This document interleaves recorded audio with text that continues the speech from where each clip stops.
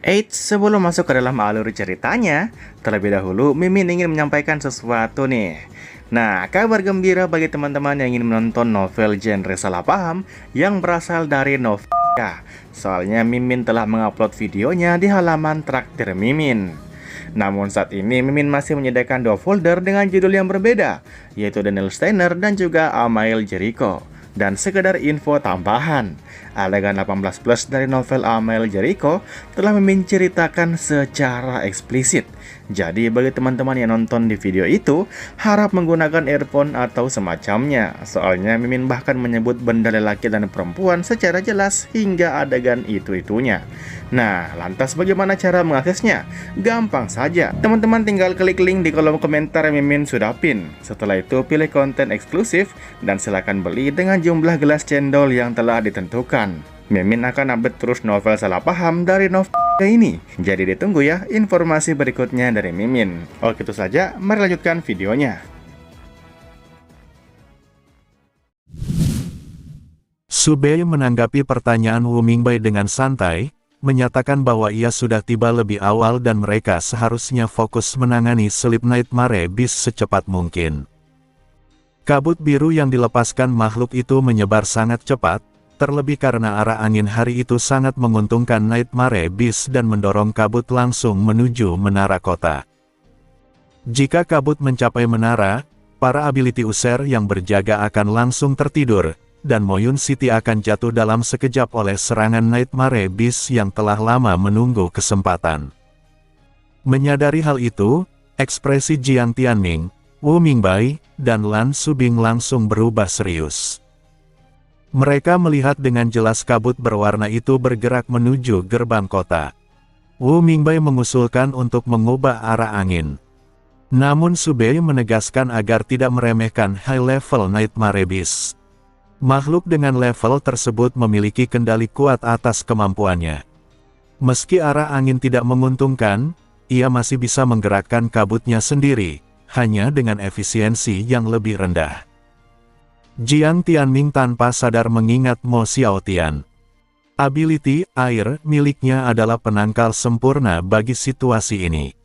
Dengan menyegel udara di sekitarnya, bahkan high-level Nightmare Beast tidak akan mampu bergerak bebas. Tak lama kemudian, dua ability user dari menara kota tiba di lokasi. Awalnya mereka tidak berniat turun karena mengira Chen Ze akan menyelidiki dan melapor.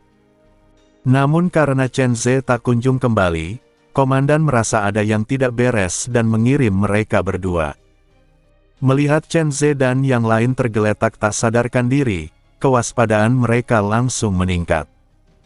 Pemandangan itu tampak seolah-olah Subei dan kelompoknya telah melakukan sesuatu.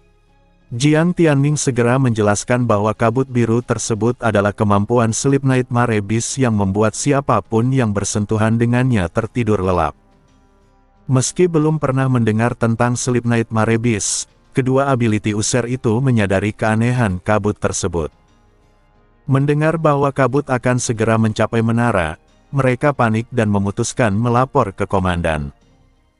Sebelum pergi, mereka meminta Jiang Tianming menggunakan ability Object Control-nya untuk memindahkan orang-orang yang pingsan keluar dari kabut dan membawa mereka ke menara kota.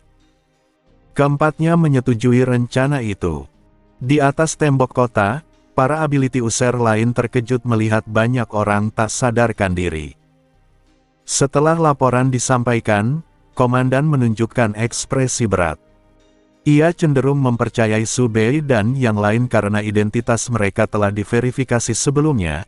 Ia juga telah melihat kabut biru itu sendiri, dan ability miliknya, psikologis, memastikan mereka tidak berbohong.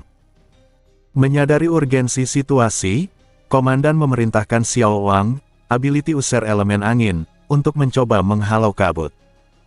Angin kencang memang memperlambat laju kabut, tetapi tidak bisa menghentikannya sepenuhnya. Diperkirakan 10 menit lagi kabut akan mencapai menara. Komandan kemudian bertanya siapa yang membunyikan lonceng.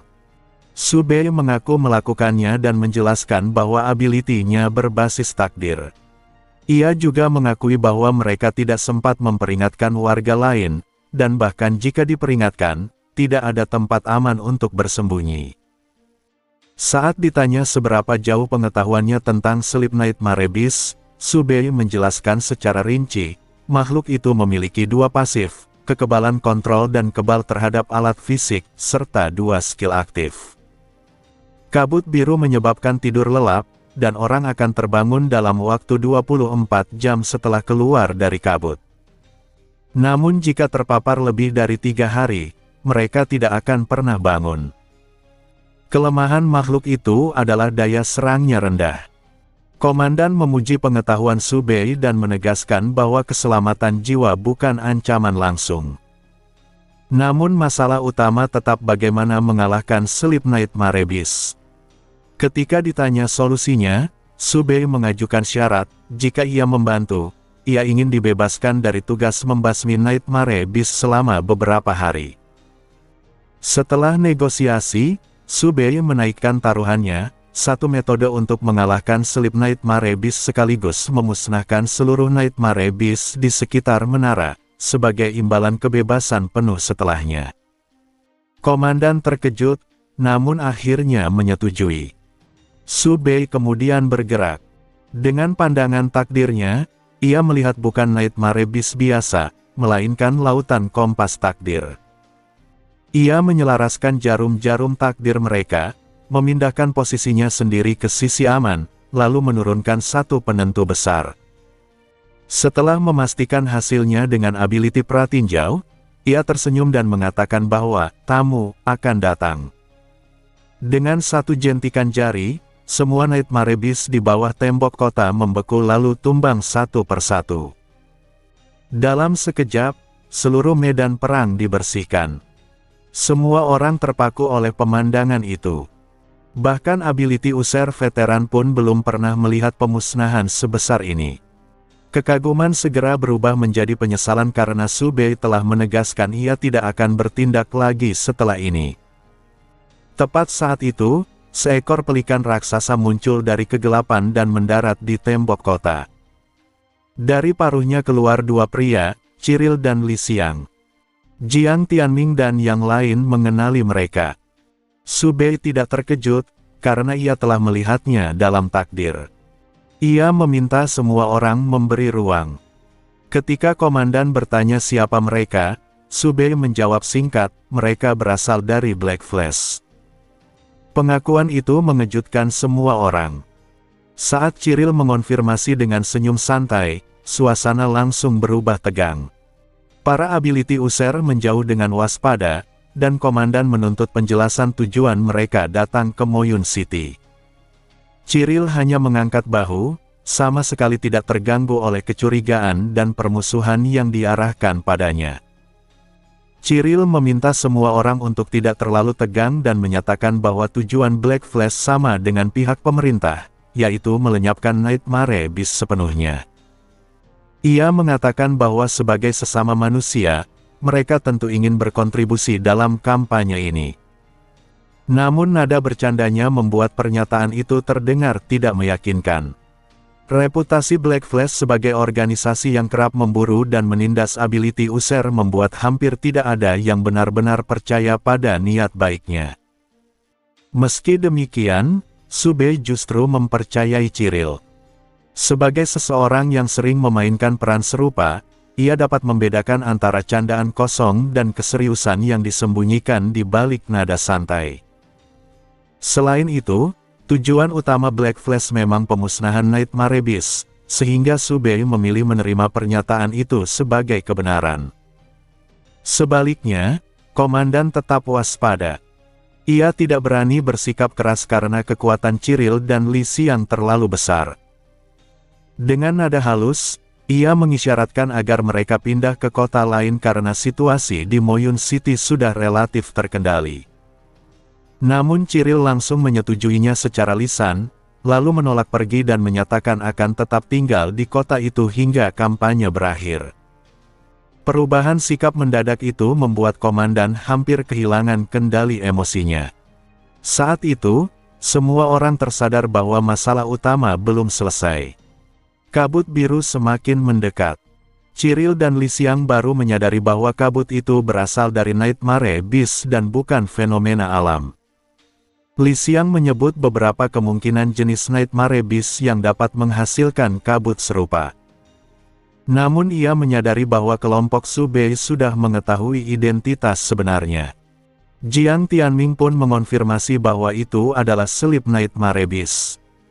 Li Xiang penasaran bagaimana mereka membedakannya, karena Miss Nightmare Beast, Poison Miasma Nightmare Beast, dan selip Nightmare Beast memiliki kemampuan yang tampak mirip, namun konsekuensi kesalahan identifikasi bisa fatal. Su Bei menjelaskan perbedaannya dengan singkat, selip Nightmare Beast hanya aktif pada malam hari, sedangkan Poison Miasma Nightmare Beast paling kuat saat senja. Penjelasan itu meyakinkan Li Xiang, yang mengakui baru mengetahui detail tersebut. Su Bei sendiri hampir kehabisan tenaga. Meski mental energinya mulai pulih, kondisinya masih sangat lemah.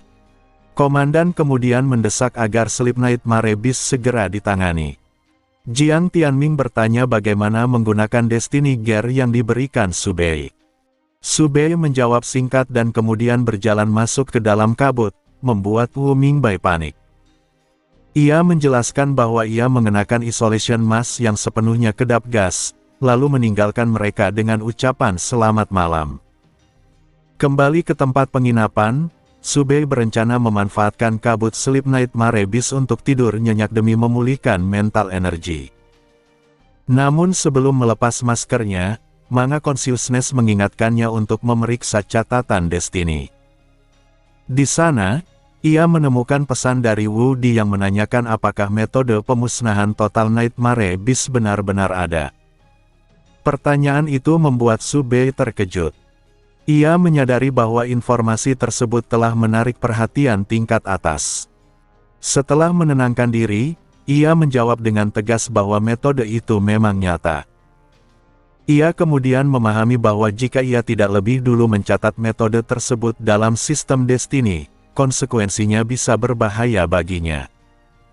Setelah tidur panjang akibat efek selip Nightmare Beast, Su Bei terbangun dengan kondisi mental energi yang hampir pulih sepenuhnya. Ia mengetahui bahwa manga telah diperbarui selama ia tertidur, dan yang terpenting, metode pemusnahan Nightmare Beast telah resmi ditetapkan dalam alur cerita. Artinya, satu ancaman besar telah terselesaikan. Namun hal itu tidak membuatnya sepenuhnya lega. Ia masih harus menghadapi ancaman dari dalam cerita, kehendak sang autor. Su Bei sempat berpikir untuk keluar dari Endless Ability Academy dan menjauh dari alur utama, tetapi Manga Consciousness mengingatkannya bahwa sebagai karakter, canon fodder, ia tetap membawa debuff kematian hingga cerita berakhir. Keluar dari alur utama justru membuatnya sepenuhnya berada di bawah kendali autor.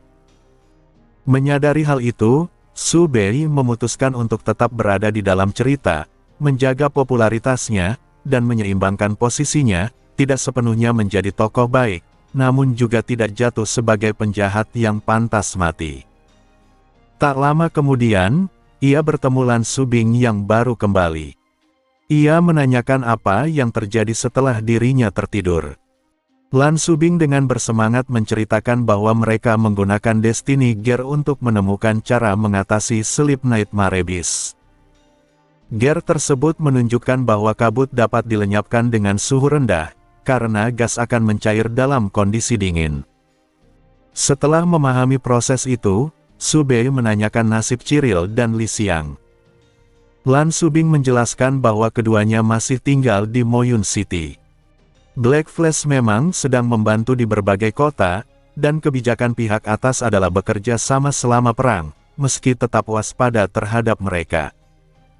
Mendengar itu, Su Bei menyadari satu hal, jika krisis Moyun City telah berakhir dan Ciril serta Li Xiang tetap bertahan, maka alasan kehadiran mereka pasti bukan sekadar membantu, dan itulah hal yang paling perlu diwaspadai. Su Bei menilai bahwa meskipun Ciril mungkin akan tinggal di Moyun City karena sifatnya yang suka melanggar perintah, Li Xiang jelas bukan tipe seperti itu. Dari sikapnya, Li Xiang tetap rasional dan tidak menunjukkan emosi berlebih terhadap komandan. Jika organisasi Black Flash memiliki rencana lain, ia pasti akan pergi. Dalam situasi tegang seperti sekarang, Black Flash tidak mungkin membiarkan dua ability user kuat menganggur. Masalah Moyun City telah diselesaikan, sehingga seharusnya mereka segera menerima misi baru. Satu-satunya alasan mereka tetap tinggal hanyalah jika misi berikutnya memang masih berkaitan dengan Moyun City. Lan Subing memahami maksud Su Bei dan langsung mengernyit. Ia menyatakan kekhawatirannya bahwa jika Black Flash bersikeras bertahan, mungkin ada plot tersembunyi, apalagi ada 4 murid dari kelas mereka di kota itu yang bisa menjadi sasaran. Karena sering menjadi target Black Flash di masa lalu, ia tidak memiliki niat baik terhadap organisasi tersebut. Meskipun saat ini mereka bekerja sama melawan Nightmare Beast, kewaspadaannya tidak berkurang. Su Bei sependapat, itulah alasan ia memberi isyarat sebelumnya. Namun ia juga mengajukan kemungkinan lain, apakah Black Flash memiliki ability user tipe ramalan, sehingga mereka tahu bahwa masalah Moyun City belum benar-benar berakhir. Kemungkinan itu masuk akal karena selip Nightmare Beast sangat langka. Jika Nightmare Beast sampai mengirim makhluk sekuat dan serare itu, pasti ada sesuatu di Moyun City yang mereka incar. Percakapan mereka terputus ketika Jiang Tianming dan Wu Mingbai masuk setelah beristirahat. Lan Subing segera menjelaskan pembahasan mereka, lalu mengusulkan agar meminta guru mengajukan bala bantuan karena Moyun City terasa tidak aman.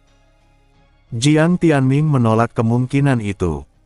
Ia mengatakan bahwa tanpa bukti kuat, permintaan mereka tidak akan dikabulkan. Dunia ability sedang kekurangan tenaga, dan dugaan semata tidak cukup untuk menggerakkan pemerintah. Lan Subing menghela napas, tidak tahu harus berbuat apa. Wu Mingbai bersikap santai dan mengatakan bahwa mereka telah melewati banyak krisis sebelumnya. Jiang Tianming pun setuju. Sebagai protagonis, mereka memiliki keyakinan aneh terhadap kemampuan diri sendiri.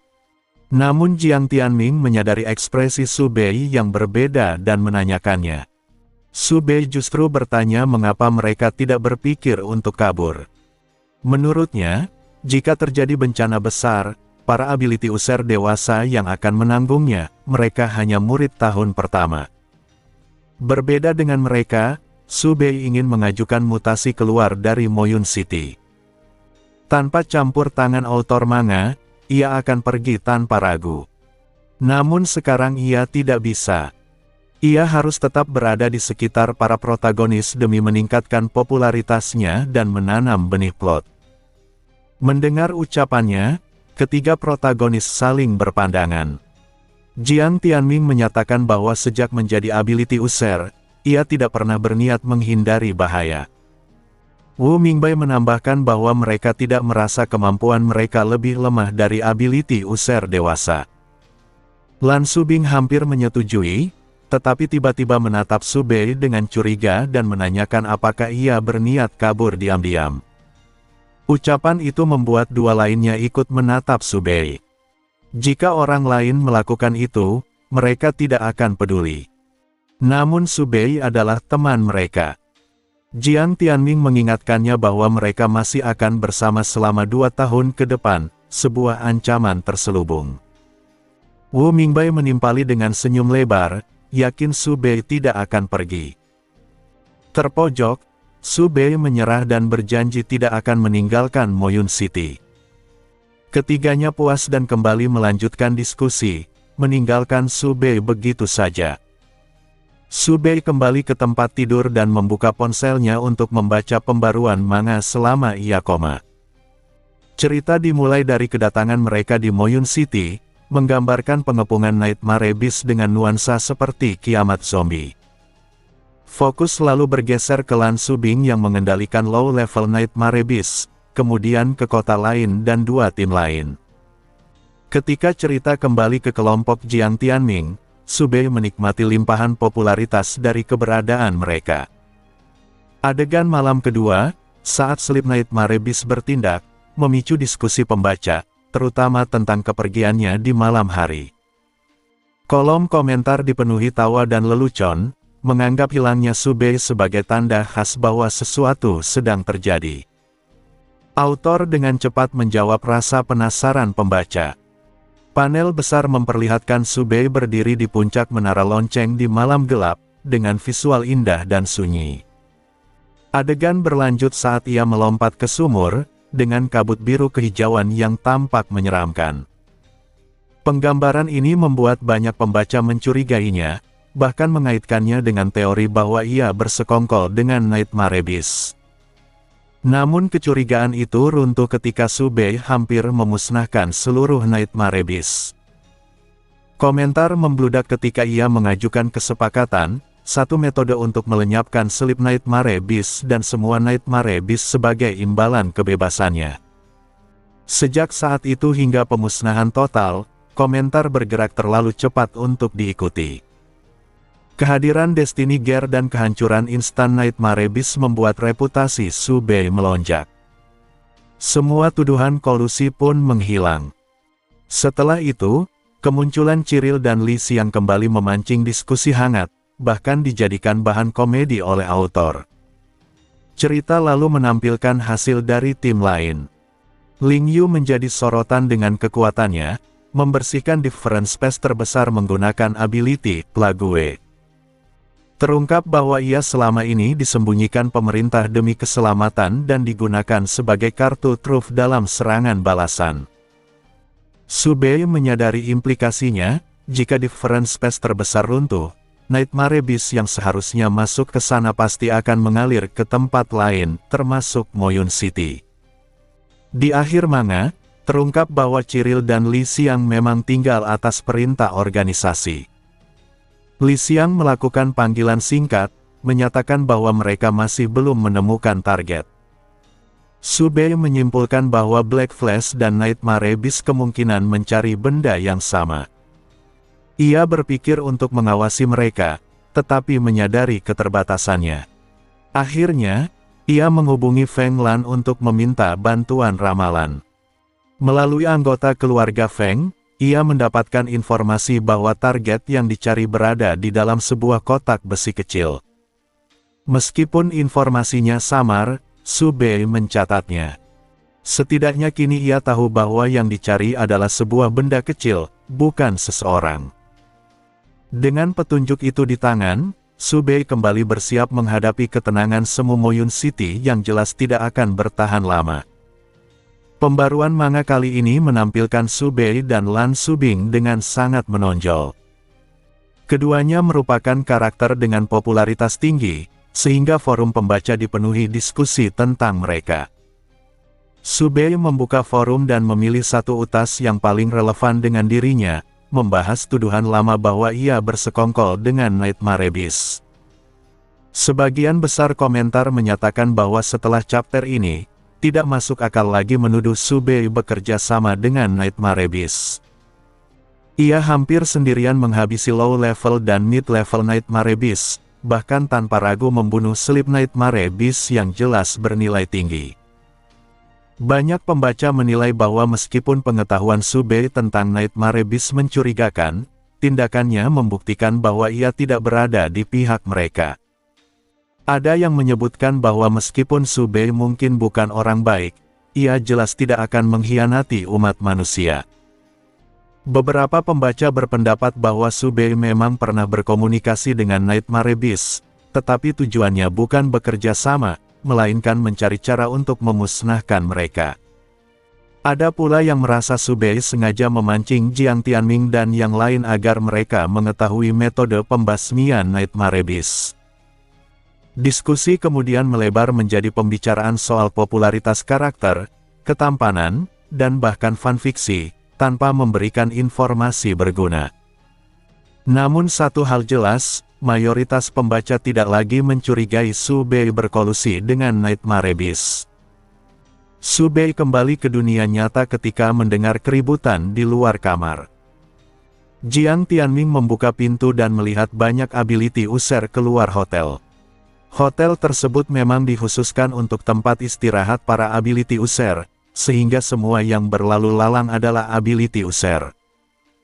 Jiang Tianming bertanya dengan sopan ke salah satu dari mereka dan mendapat jawaban bahwa beberapa ability user dari different space telah kembali, sehingga banyak orang keluar untuk menyambut mereka.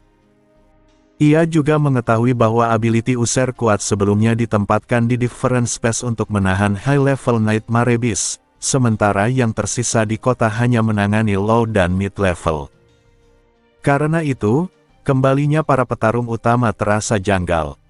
Orang tersebut mengatakan bahwa komandan mendapat kabar semalam bahwa ada orang yang akan keluar dari different space, tetapi detailnya tidak diketahui. Su Bei yang awalnya tidak tertarik mulai merasa ada yang tidak beres.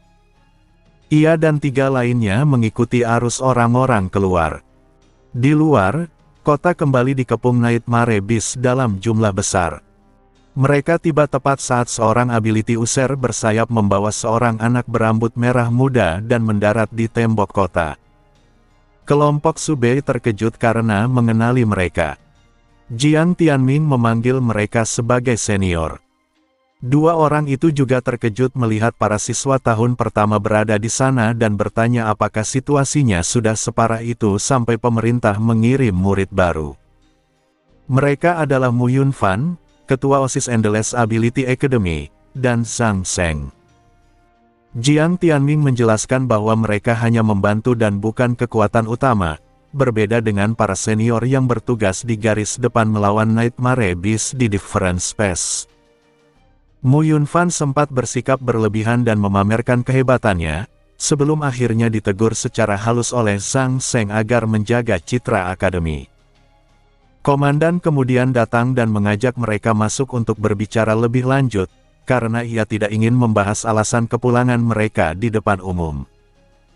Namun Ciril dan Li Xiang tiba-tiba muncul dan langsung menuntut penjelasan, menyatakan bahwa sebagai sekutu sementara, mereka berhak tahu apa yang terjadi di different space.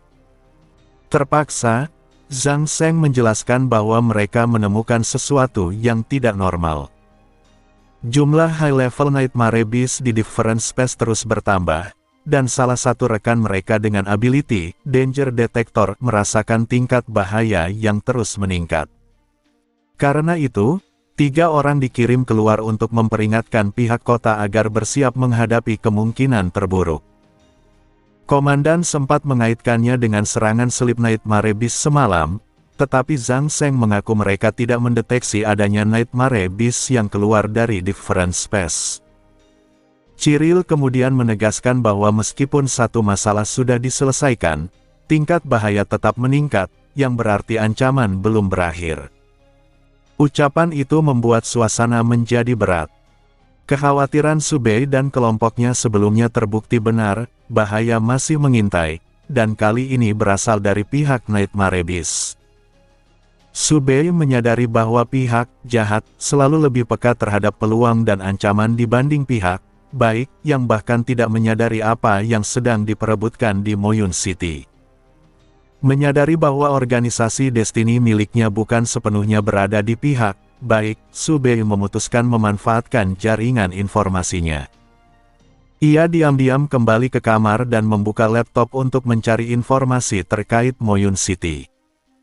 Dalam basis data Destiny, ia menemukan laporan yang jelas berasal dari Black Flash. Laporan tersebut menyatakan bahwa Black Flash pernah memperoleh sebuah Nightmare Egg di dunia Nightmare Beast, namun kehilangannya saat dikejar, dan kini dipastikan benda itu berada di Moyun City. Mereka bahkan mengunggah misi untuk mencari Nightmare Egg tersebut. Su Bei kemudian mencari informasi tentang Nightmare Egg. Ia mengetahui bahwa Nightmare Beast biasanya terbentuk dari kebencian manusia setelah kematian. Dalam kasus langka, kebencian itu gagal menetas sepenuhnya dan membentuk Nightmare Egg yang berwujud fisik. Meski tampak tidak berbahaya, dengan cukup kebencian, Nightmare Egg bisa melahirkan high-level Nightmare Beast yang sangat kuat dan bahkan bisa disesuaikan. Su Bei langsung memahami mengapa Nightmare Beast dan Black Flash sama-sama mengincarnya. Nightmare Beast ingin kekuatan, sementara Black Flash menginginkannya untuk penelitian. Pemerintah ability tidak menyadari apapun karena memang tidak terlibat langsung. Ia menyimpulkan bahwa jika Nightmare Egg bisa ditemukan dan dimusnahkan atau diserahkan ke pemerintah, Moyun City mungkin dapat diselamatkan. Petunjuk yang ia miliki hanyalah bahwa benda itu berada di sebuah kotak besi kecil. Namun mencarinya secara langsung terlalu berisiko, apalagi dengan pengawasan Ciril dan Li Xiang. Walaupun ia yakin bisa menemukannya dengan memanipulasi keberuntungan dan takdir, tindakannya akan terlalu mencolok. Jika Black Flash menyadarinya, mereka pasti akan langsung merebutnya. Subei sadar bahwa meskipun ia mampu membunuh high-level Nightmare Beast biasa, ia masih sangat rentan dalam pertempuran tingkat atas. Karena itu, ia memilih pendekatan aman.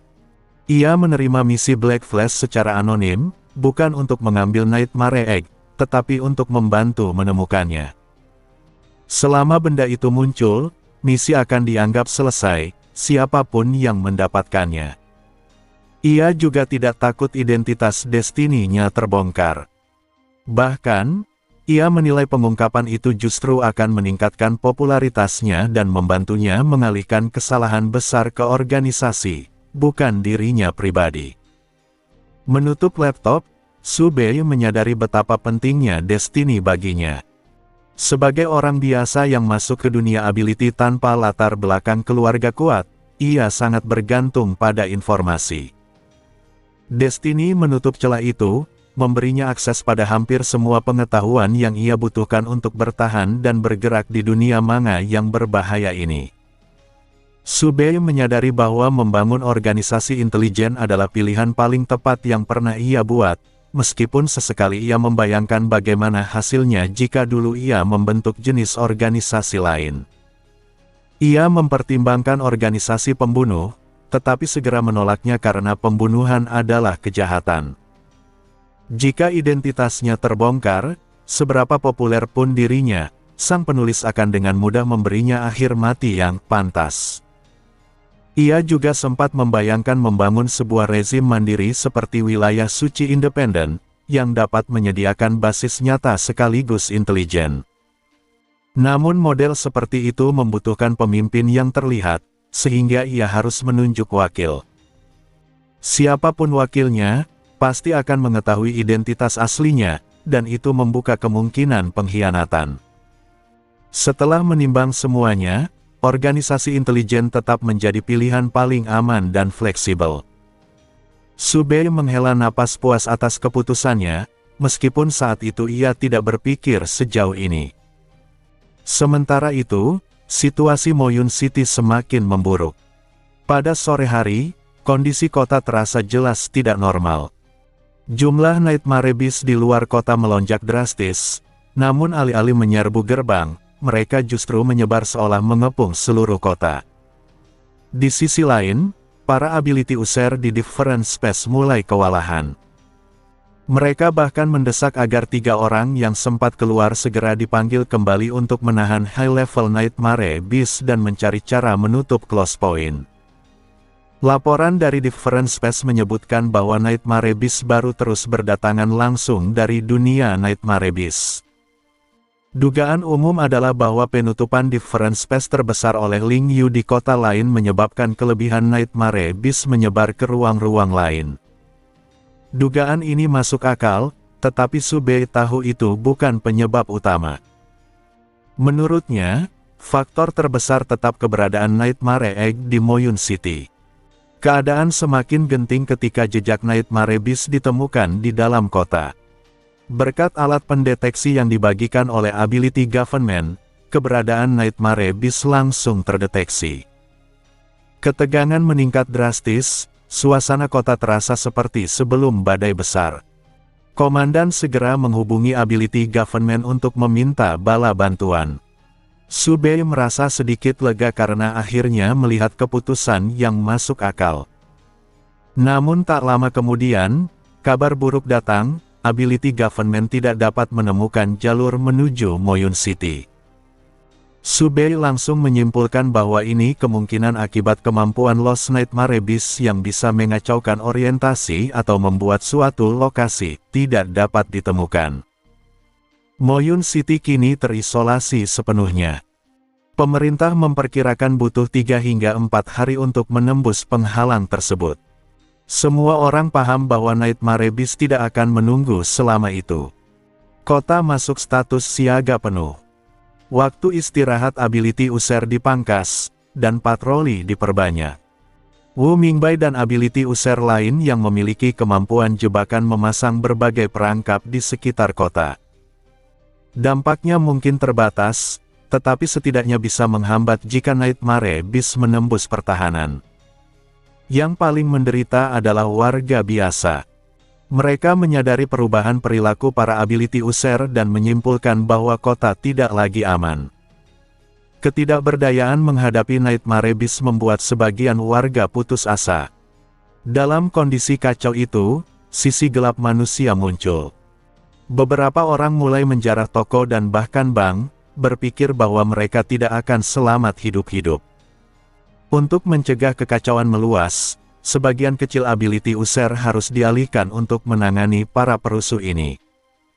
Komandan meminta pendapat Subei dan, dengan persetujuannya, menugaskannya untuk tugas tersebut. Meski awalnya ragu, Subei menyadari bahwa tugas ini relatif aman dan memberinya kesempatan mengamati situasi kota, sehingga ia menerimanya. Dalam salah satu patroli, Subei menangkap 2 pria yang berusaha membobol apartemen seorang wanita yang tinggal sendirian. Ia menjatuhkan mereka dengan mudah dan mengejek bahwa bahkan sebelum Nightmare Beast masuk, mereka sudah menciptakan kekacauan. Kedua pria itu mengerang kesakitan dan membela diri dengan alasan bahwa semua orang akan mati juga. Subei mengabaikan mereka, melumpuhkan, lalu mengikatnya. Saat hendak pergi, wanita yang diselamatkan membuka pintu dan mengucapkan terima kasih dengan suara bergetar. Subei menanggapi dengan santai dan menyeret kedua penjahat itu pergi. Namun sebelum benar-benar pergi, ia melirik Destiny Compass milik wanita itu. Ia melihat kombinasi aneh, keberuntungannya baik saat ini, tetapi takdirnya menunjukkan kematian dalam waktu dekat. Merasa janggal, Subei memeriksa Destiny Compass miliknya sendiri. Hasilnya mengejutkan, keberuntungannya sangat tinggi, pada tingkat yang nyaris tidak pernah ia alami. Ia langsung menyadari bahwa keberuntungan ekstrim ini pasti menandakan sesuatu. Menduga ada hubungannya dengan Nightmare Egg, Subei bertanya pada wanita itu apakah ia memiliki batu hitam berbentuk telur. Wanita itu terkejut karena Subei bisa mengetahuinya, lalu mengatakan bahwa ia memang memiliki benda tersebut.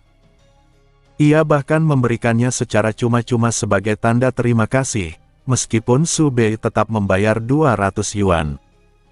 Benda itu ternyata benar-benar Nightmare Egg, tersimpan dalam kotak besi kecil. Meski berhasil mendapatkannya dengan sangat mudah, Subei justru merasa tidak tenang. Keberuntungan sebesar ini terasa tidak wajar. Kekhawatirannya terbukti ketika Cyril dan Li Xiang muncul. Cyril dengan santai meminta Nightmare Egg tersebut.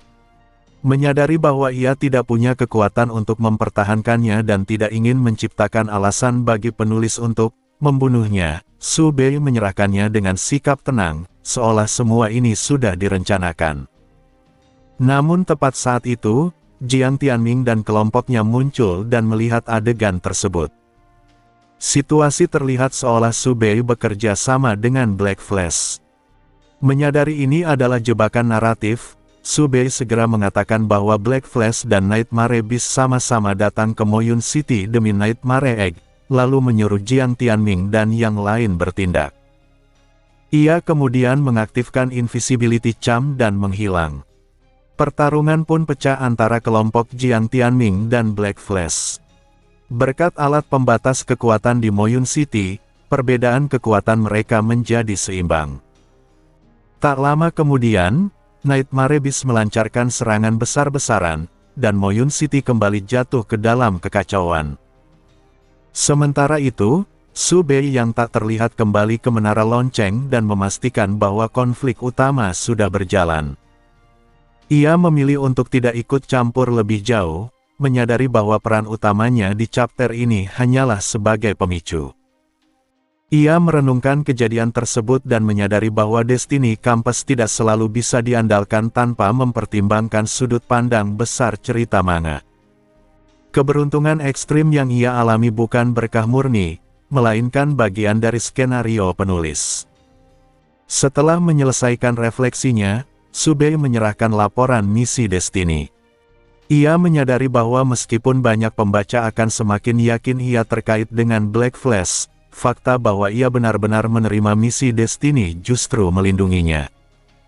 Dengan begitu, narasi kerjasama tidak sepenuhnya palsu dan memberi penulis lebih sedikit ruang untuk memanipulasi ingatannya di chapter selanjutnya. Bagi Su Bei, tidak ada perbedaan di permukaan, baik hasil rekayasa penulis maupun tugas takdir sama-sama membuatnya terhubung dengan Black Flash. Namun hakikat berbeda. Jika itu adalah plot penulis, kolusinya akan tampak jahat dan berbahaya. Sebaliknya, jika berasal dari tugas takdir, ia hanyalah anggota Destiny yang menyelesaikan misi dan tetap berada di posisi netral. Soal kesalahpahaman pembaca, Su Bei tidak terburu-buru meluruskan. Sejak awal, ia memang berniat berurusan dengan pihak antagonis karena mereka lebih peka terhadap krisis dan peluang dibanding para protagonis. Selama ia menjaga netralitas, akan selalu ada kesempatan untuk menjelaskan semuanya. Kecuali jika opini publik benar-benar meledak, ia tidak akan menggunakan akun propet miliknya. Setelah memastikan tidak ada celah dalam tindakannya, Su Bei duduk santai di atas menara lonceng, menonton jalannya pertempuran. Dengan efek tembus pandang, tidak ada yang mengganggunya. Saat bosan, ia menggunakan gear untuk membunuh Nightmare Beast dari kejauhan, meski hasilnya biasa saja. Tak lama kemudian, suara keras terdengar dari arah tempat Jiang Tianming dan Wu Mingbai bertarung bersama Ciril dan Li Xiang.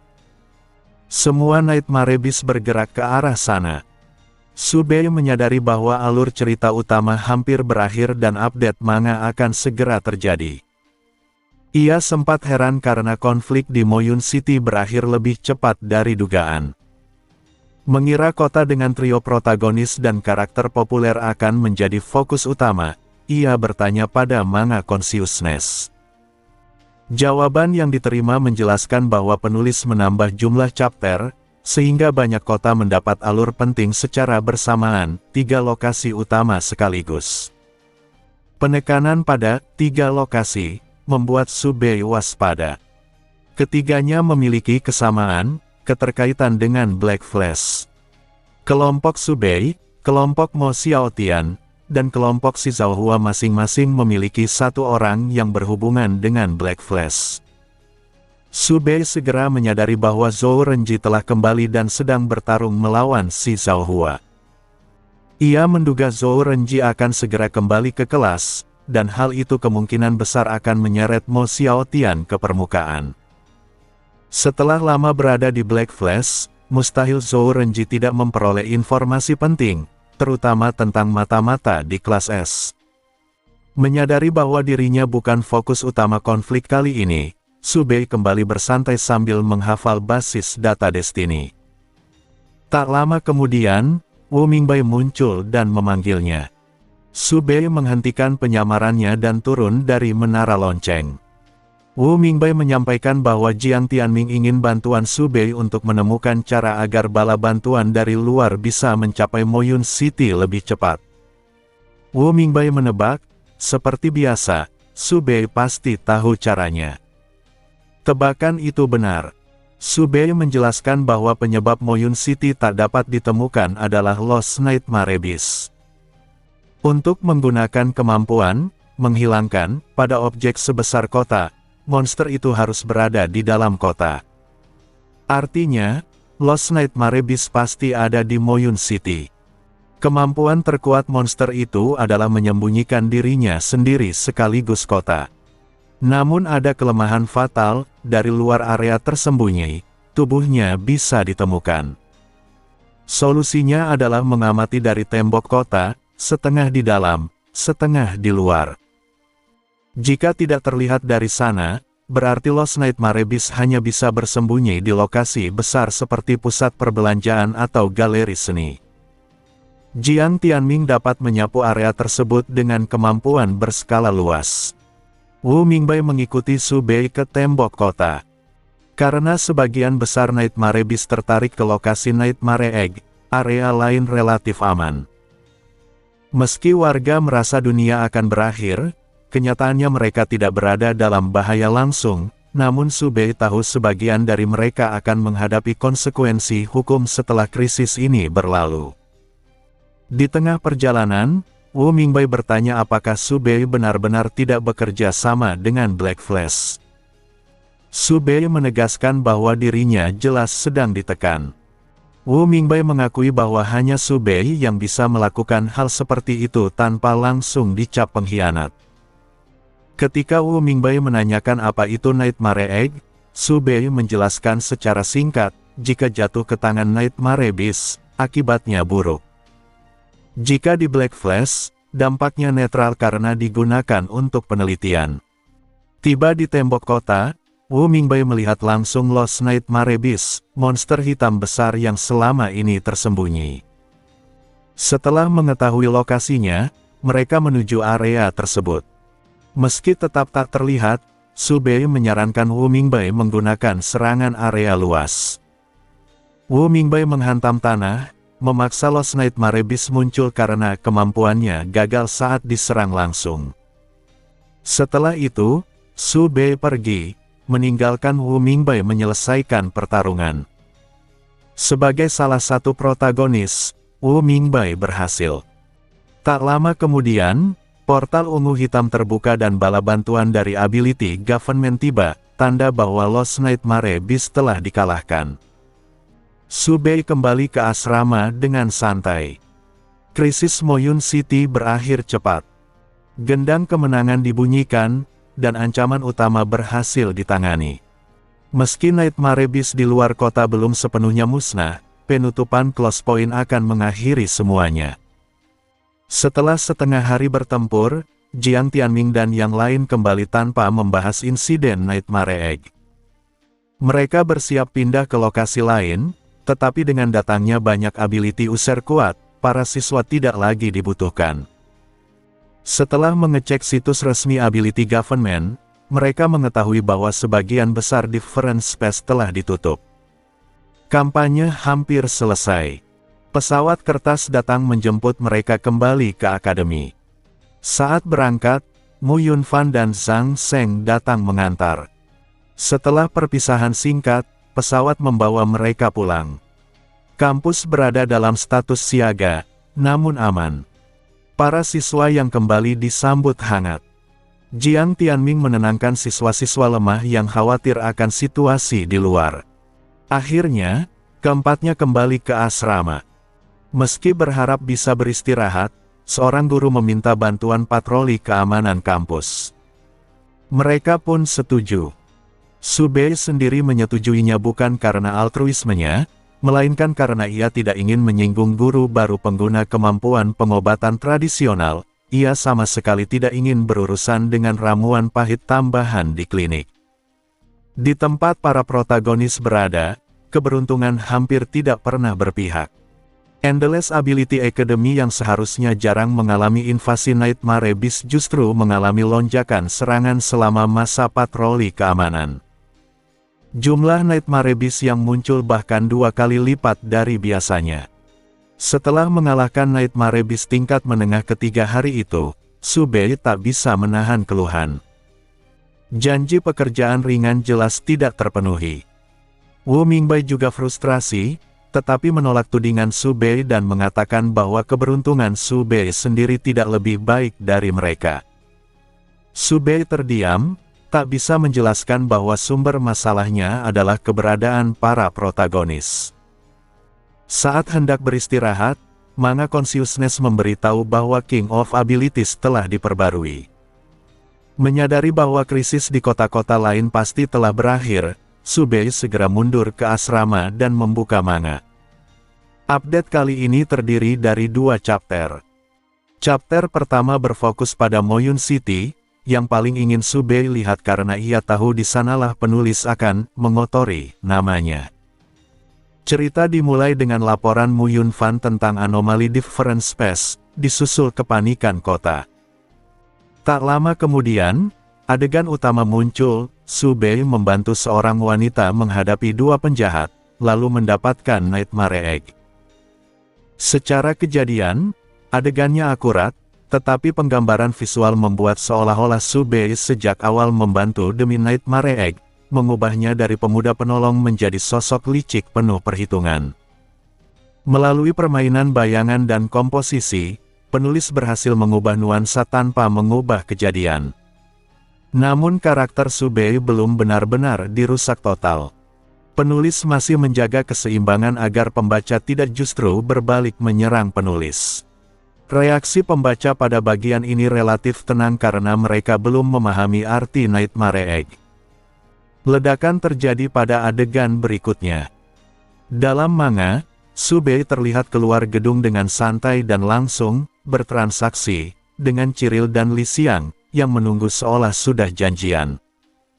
Ia bahkan melempar Nightmare Egg sambil bercanda. Kolom komentar pun meledak, penuh spekulasi bahwa Subei benar-benar bagian dari Black Flash. Meski kaget, reaksi pembaca masih bersifat spontan dan dangkal. Mereka langsung menyimpulkan tanpa menganalisis kemungkinan lain. Subei sendiri tidak terlalu khawatir dan lebih memperhatikan arah diskusi forum nantinya. Setelah itu, cerita berlanjut ke pertarungan Jiang Tianming dan kawan-kawan melawan Ciril dan Li Xiang. Dengan alat pembatas kemampuan, kekuatan kedua pihak relatif seimbang. Jiang Tianming menunjukkan keunggulannya dengan kombinasi multi-ability yang fleksibel, didukung oleh Word Spirit milik klan Subing. Karena situasi terkendali, Wu Mingbai dikirim mencari Subei. Setelah Subei membantu menemukan Lost Nightmare Beast, persepsi pembaca mulai berubah. Banyak yang memuji kecerdasannya dan mulai menduga bahwa ia lebih cocok disebut bagian dari Destiny ketimbang sekadar Black Flash. Subei menyadari bahwa membantu protagonis pada momen tepat dapat menyeimbangkan citranya, sedikit kejahatan ditoleransi selama ada kontribusi nyata. Plot kemudian berpindah ke kota Mo Xiaotian. Di sana, Black Flash membantu menghadapi Nightmare Beast, lalu mulai berulah setelah krisis mereda. Mo Xiaotian, yang menyamar, beberapa kali membocorkan informasi dan melakukan kesalahan fatal, hampir menggagalkan misi. Keganjilan ini menimbulkan kecurigaan, terutama dari Qi Huang. Sebagai sahabat dekat, ia paling peka terhadap perubahan Mo Xiaotian. Namun semua tes kebohongan gagal menemukan bukti, membuat kecurigaan pembaca mereda. Di akhir segmen ini, Mu Tieren menyadari perban di leher Mo Xiaotian. Di baliknya tersembunyi Black Lightning Mark, tanda Black Flash. Identitas Mo Xiaotian berada di ambang terbongkar, dan cerita berhenti di titik menggantung. Bagian terakhir beralih ke kota Shizuohua. Black Flash membantu melawan Nightmare Beast, namun diam-diam merencanakan pencurian data dari Laboratorium Ability Government. Saat konflik memuncak, Zhou Renji muncul dan tampak membantu Black Flash dengan menjebak Shizuohua dan 2 ability user kuat menggunakan kemampuannya yang telah berkembang. Situasi hampir runtuh hingga Zhou Renji tiba-tiba berkhianat. Ia melepaskan Shizuohua dan justru menelan anggota terkuat Black Flash. Dengan bantuan keluarga Shi dan Zhou, kota berhasil diamankan dan banyak anggota Black Flash ditangkap. Kilasan balik mengungkap kebenaran, Zhou Renji tidak pernah benar-benar membelot. Sejak awal, ia menyamar untuk mengkhianati Black Flash di saat krusial. Penderitaannya nyata, tetapi semua itu adalah rencana demi mendapatkan jasa besar dan dukungan ability government agar posisinya sebagai pewaris keluarga Zhou tak tergoyahkan. Si Zhaohua dan Ai Baozu ternyata mengetahui rencananya sejak awal dan berperan sebagai penghubung rahasia. Penyamaran mereka yang sempurna menjelaskan mengapa tidak ada celah selama Zhou Renji berkhianat. Di akhir chapter, Zhou Renji mengungkap informasi penting kepada pihak berwenang. Saint Black Flash berada di Endless Ability Academy, kelas S tahun pertama. Saint kemungkinan adalah satu-satunya kerabat hidup pemimpin Black Flash. Menangkapnya dapat menjadi kunci untuk menekan organisasi tersebut. Saat ditanya ciri-cirinya, Zhou Renji hanya bisa memberikan satu informasi pasti, Saint adalah seorang pria. Setelah membaca seluruh isi manga yang baru diperbarui, Su Bei mengangkat alisnya. Seperti yang telah ia duga, Zhou Renji benar-benar membawa kembali informasi tentang pengkhianat di dalam Endless Ability Academy. Namun, detailnya sangat terbatas, hanya diketahui bahwa pengkhianat tersebut adalah seorang pria yang memiliki hubungan darah dengan pemimpin Black Flash. Meski minim, informasi itu sudah cukup untuk mempersempit lingkup kecurigaan di kelas S. 4 murid perempuan, Lan Subing, Zhao Xiaoyu, Qi Huang, dan Ye Lin, langsung tersingkir dari daftar. Feng Lan, Si Zhaohua, dan Wu Jin juga tidak mungkin, karena latar belakang keluarga mereka yang terlalu jelas dan menonjol, mustahil bagi mereka untuk bergabung dengan Black Flash apalagi menjadi Saint. Mu Tieren juga dikeluarkan dari daftar. Satu-satunya kerabat hidupnya hanyalah bos Life Tech Machinery yang telah dipenjara. Dengan demikian, hanya tersisa 5 kandidat, Su Bei, Li Su, Mo Xiaotian, Jiang Tianming, dan Wu Mingbai. Di antara 5 orang ini, menemukan pengkhianat sebenarnya tidak sulit. Begitu latar belakang mereka diperiksa secara menyeluruh, identitas sang mole pasti akan terbongkar. Su Bei menyadari bahwa seperti Ye Lin sebelumnya, Mo Xiaotian juga tidak mungkin lolos selamanya. Jika saatnya tiba, Mo Xiaotian kemungkinan akan melakukan tindakan besar di detik-detik terakhirnya. Su Bei menghela napas. Ia merasa lelah dengan drama yang sudah bisa ia prediksi. Ia hanyalah seorang bocah laki-laki berusia 15 tahun biasa. Ia tidak mengerti mengapa ia harus terlibat dalam bahaya yang jelas akan datang. Tidak seperti anak-anak lain yang mendambakan petualangan, ia tidak memiliki ketertarikan sedikitpun. Menekan pikirannya, Su Bei membuka forum. Forum itu sedang sangat ramai. 2 chapter terbaru memicu diskusi yang jauh lebih panas dibandingkan pembaruan sebelumnya. Thread pertama yang ia buka membahas dirinya sendiri. Banyak pembaca mempertanyakan hubungannya dengan Black Flash. Sebagian merasa petunjuknya terlalu jelas dan menganggap Su Bei hanyalah umpan palsu penulis. Mayoritas pembaca berpendapat bahwa meski Su Bei bekerja sama dengan Black Flash, ia bukanlah pengkhianat kelas S. Banyak komentar menyatakan bahwa kerjasamanya tidak melanggar aturan, karena terjadi saat Black Flash sedang berada dalam masa kerja sama dengan Ability Government. Bahkan, sebagian pembaca memuji Su Bei sebagai raja celah aturan. Diskusi lain mempertanyakan dari mana Su Bei mendapatkan informasi dan bagaimana ia tahu soal Nightmare Egg. Beberapa pembaca mengaitkannya dengan teori lama bahwa Su Bei sebenarnya berafiliasi dengan organisasi intelijen Destiny, dan tindakannya cocok dengan pola operasi mereka. Secara keseluruhan, hampir tidak ada yang benar-benar menganggap Su Bei sebagai Saint Black Flash. Membaca reaksi ini, Su Bei merasa lega. Rencana penulis untuk menjadikannya tameng tampaknya kembali berhasil. Thread berikutnya membahas kandidat pengkhianat. Berdasarkan analisis pembaca, hanya tersisa 3 nama, Su Bei, Li Su, dan Mo Xiaotian. Mayoritas pembaca justru mencurigai Li Su karena kepribadiannya yang tertutup dan serius. Mo Xiaotian dianggap terlalu polos, sementara Su Bei kembali dilihat sebagai pengalih perhatian. Meski demikian, beberapa pembaca mulai mencurigai Mo Xiaotian, terutama karena perban di lehernya yang ditampilkan secara sengaja oleh penulis. Namun kecurigaan itu tidak menjadi arus utama. Ada pula pembaca yang menyadari bahwa sudut pandang pembaca berbeda dengan ability government. Pemerintah kemungkinan besar justru akan mencurigai Jiang Tianming dan Wu Mingbai karena mereka yatim piatu dan tidak memiliki latar belakang keluarga yang jelas. Dari sudut pandang Su Bei, ia tahu bahwa Li Su bukanlah saint. Orang tua Li Su masih hidup, hanya bercerai dan membentuk keluarga baru, sehingga hubungan darahnya mudah ditelusuri.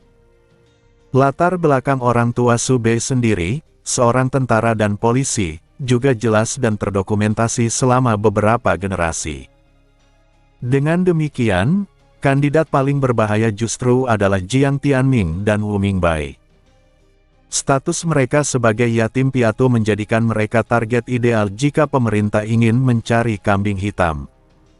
Thread lain membahas Zhou Renji. Banyak pembaca terkejut sekaligus kagum dengan penyamarannya sebagai anggota Black Flash. Ia dipuji karena mampu mengubah krisis menjadi peluang dan mempertaruhkan hidupnya demi masa depan sebagai pewaris keluarga Zhou. Diskusi kemudian beralih pada kemungkinan Zhou Renji akan menjadi target balas dendam dari pengkhianat sejati. Hal ini memberi Su Bei ide, tindakan terakhir Mo Xiaotian kemungkinan besar adalah menyerang Zhou Renji. Sebagai pembelot publik yang merusak Black Flash, Zhou Renji adalah target yang paling logis. Su Bei menyimpulkan bahwa ia hanya perlu mengamati Destiny Campus milik Zhou Renji. Saat penunjuknya bergerak ke kanan, itu berarti Mo Xiaotian mulai bertindak. Dengan begitu, Su Bei tidak perlu terus-menerus waspada. Keesokan paginya, ponsel Su Bei terus bergetar. Grup obrolan kelas S ramai. Kontribusi besar Zhou Renji telah diumumkan di situs resmi, dan Ai Baozu membagikannya ke grup. Zhou Renji diundang kembali dan disambut hangat. Semua anggota kelas bersemangat mengetahui bahwa Zhou Renji tidak pernah berkhianat. Namun Su Bei memperhatikan bahwa Mo Xiaotian tetap diam, tidak seperti biasanya. Meski demikian, hal ini tidak menimbulkan kecurigaan karena alasan resmi pengkhianatan Zhou Renji berkaitan langsung dengan konflik posisi dengan Mo Xiaotian. Percakapan grup berlangsung santai hingga Zhou Renji mengirim satu pesan. Ia memberitahukan bahwa di dalam kelas S memang terdapat pengkhianat Black Flash, dan ability government akan segera menyelidiki para tersangka. Grup obrolan langsung terdiam. Tak lama kemudian, Su Bei menerima beberapa pesan pribadi. Ia tahu tanpa melihat pun, itu berasal dari Jiang Tianming dan rekan-rekannya. Seperti yang diduga, pesan pribadi yang diterima Su Bei berasal dari Jiang Tianming, Wu Mingbai, dan Lan Subing. Ketiganya menanyakan hal yang sama, apakah pengkhianat itu dirinya. Terlalu malas membalas satu persatu, Su Bei menjawab langsung di grup obrolan Moyun City dengan satu kalimat singkat dan kasar, menanyakan apakah mereka menganggapnya bodoh. Jawaban itu justru membuat mereka bertiga lega. Jika Su Bei benar-benar pengkhianat, ia tidak mungkin memperlihatkan celah seperti kerjasamanya dengan Ciril.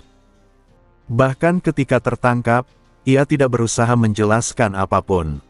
Sikapnya yang terang-terangan sama sekali tidak menyerupai seorang mata-mata Black Flash. Ketika Jiang Tianming bertanya apakah Su Bei tahu siapa pengkhianat sebenarnya, Su Bei hanya menyuruhnya menebak. Jiang Tianming pun tidak melanjutkan. Ia yakin Su Bei tahu jawabannya, hanya saja tidak mau mengatakannya. Menutup ponselnya, Su Bei langsung menyelami basis data Destiny. Informasinya sangat banyak dan kacau, memaksanya menghafal secepat mungkin. Seolah mengikuti keinginan penulis untuk terus mengaitkannya dengan Black Flash, tepat tengah hari Su Bei menerima undangan kerja sama dari organisasi tersebut. Sebagai anggota Destiny, ia tidak hanya mengumpulkan intel, tetapi juga menerima misi. Tugas sebelumnya bersama Black Flash adalah misi resmi. Misi kali ini sangat jelas, membantu pengkhianat di kelas S membunuh Zhou Renji. Black Flash tidak menyembunyikan tujuan mereka, hanya tidak mengungkap identitas pengkhianat maupun detail rencananya. Su Bei sempat ragu, lalu menutup misi itu. Ia tergoda untuk mengetahui rencana Black Flash, tetapi tidak bisa menerimanya. Ia selalu menyelesaikan setiap misi yang diambil, dan misi ini bertujuan membunuh Zhou Renji, sesuatu yang tidak ingin ia lakukan. Meski tidak mengetahui detail rencana, undangan itu memastikan satu hal, Black Flash memang akan menargetkan Zhou Renji, dan pelakunya pasti Mo Xiaotian. Ini menguatkan kesimpulan Su Bei bahwa Zhou Renji akan dijadikan umpan untuk memancing Mo Xiaotian keluar. Su Bei merasa lega. Plot ini jelas tidak akan melibatkannya secara langsung. 2 hari kemudian, Zhou Renji kembali ke akademi. Ini adalah pertemuan pertama mereka setelah berbulan-bulan. Tubuh Zhou Renji terlihat lebih ramping dan sehat dibanding sebelumnya. Semua murid telah kembali kecuali Feng Lan dan Ling Yu. Begitu melihat Zhou Renji, semua mengerubunginya. Zhao Xiaoyu menyambutnya dengan gembira, disusul pujian dari Qi Huang yang mengakui bahwa penyamarannya jauh melampaui mereka semua. Mu Tieren menanyakan apakah ia mendapat cuti, mengira ia pasti mengalami penderitaan selama di Black Flash. Zhou Renji menjawab dengan tenang. Ia memang ditawari cuti, tetapi menolaknya karena tidak ingin tertinggal dari teman-temannya. Ai Baozu segera membongkar sikap rendah hatinya, menjelaskan bahwa kemampuan Zhou Renji kini jauh lebih kuat. Bahkan si Zhao Hua mengakui bahwa ruang perut Zhou Renji telah berubah total, tidak lagi memiliki batas fisik, hanya kehampaan tanpa ujung yang hampir mustahil ditembus. Kemajuan Zhou Renji mengejutkan semua orang. Ia bahkan menawarkan mereka untuk mencobanya langsung. Rasa penasaran membuat beberapa orang masuk ke ruang perutnya, termasuk Qi Huang, Mu Tieren, dan Mo Xiaotian. Su Bei memperhatikan Mo Xiaotian dengan tenang. Ia tahu Mo Xiaotian tidak akan bertindak di depan umum. Setengah jam kemudian, mereka keluar tanpa berhasil meloloskan diri. Qi Huang mengakui bahwa kemampuannya sama sekali tidak bekerja di dalam sana. Zhou Renji menjelaskan bahwa Black Flash hanya menjadikannya kelinci percobaan obat. Ia tidak merasa berutang budi sedikit pun pada mereka. Mo Xiaotian menunjukkan keterkejutan dan kebingungan, hampir saja memperlihatkan reaksi yang tidak wajar. Namun karena hanya Su Bei yang memperhatikannya, tidak ada yang mencurigai apapun.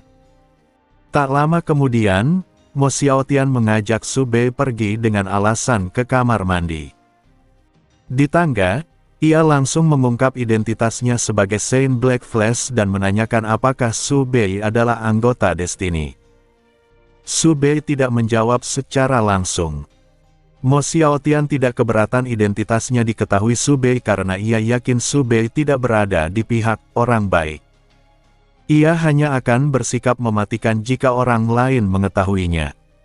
Pembicaraan berlanjut ke hubungan Mo Xiaotian dengan kakeknya, pemimpin Black Flash. Ia kebingungan karena Zhou Renji justru diperlakukan buruk, dijadikan bahan uji coba, padahal ia telah meminta agar Zhou Renji diperlakukan dengan baik.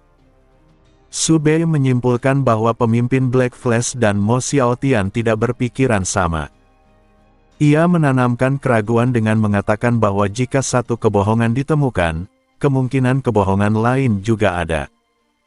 Mo Xiaotian mulai ragu, tetapi tidak ingin mempercayainya sepenuhnya.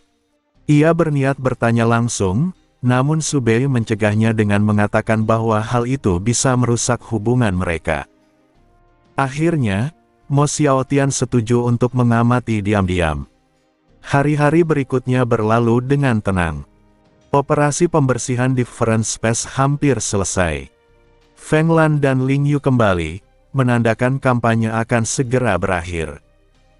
Ling Yu kini dianggap sebagai senjata manusia tingkat tinggi dan dibatasi pergerakannya demi keamanan. Zhao Xiaoyu juga menunjukkan performa luar biasa, tetapi pemerintah berhasil menjaga anonimitasnya. Ling Yu menerima pembatasan itu dengan tenang. Akademi sudah menyediakan semua kebutuhannya. Peran Feng Lan masih menjadi tanda tanya. Semua tahu ia meramalkan awal kampanye, tetapi tidak tahu apa yang ia lakukan selama menghilang. Di kelas, Zhao Xiaoyu akhirnya bertanya langsung kepada Feng Lan apakah ia menggunakan kemampuannya selama kampanye. Feng Lan mengangguk dan mengakui bahwa selama kampanye ia menggunakan kemampuannya 1 kali. Setelah ramalan itu, ia langsung berada di bawah perlindungan keluarga Feng, yang menjelaskan ketidakhadirannya selama operasi berlangsung. Rasa penasaran langsung muncul di antara para siswa. Zhao Xiaotian mewakili yang lain bertanya ramalan apa itu dan apakah mereka boleh mengetahuinya. Feng Lan menjawab singkat bahwa ramalan tersebut adalah untuk menghentikan penelitian Black Flash. Jawaban itu memunculkan reaksi berbeda-beda. Jiang Tianming dan sebagian besar siswa lain bertanya-tanya apa sebenarnya isi ramalan itu dan penelitian apa yang sedang dilakukan Black Flash. Mo Xiaotian, sebaliknya, langsung berpikir bahwa ia harus memberi tahu Black Flash.